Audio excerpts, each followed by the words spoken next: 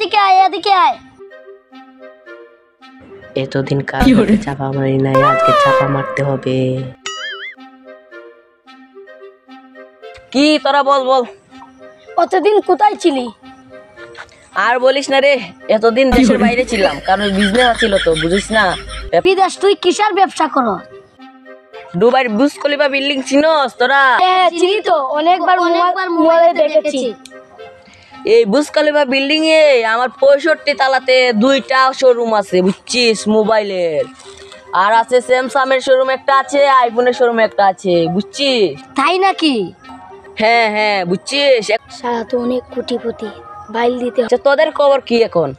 আমি তো পল্ল বিদ্যুতের কাজ করি। আচ্ছা মনীষ, তোর খবর কি রে? কিছু একটা তো বলতে হবে, না হলে তো আমার মান সম্মান চলে যাবে। আইডিয়া পেয়েছি।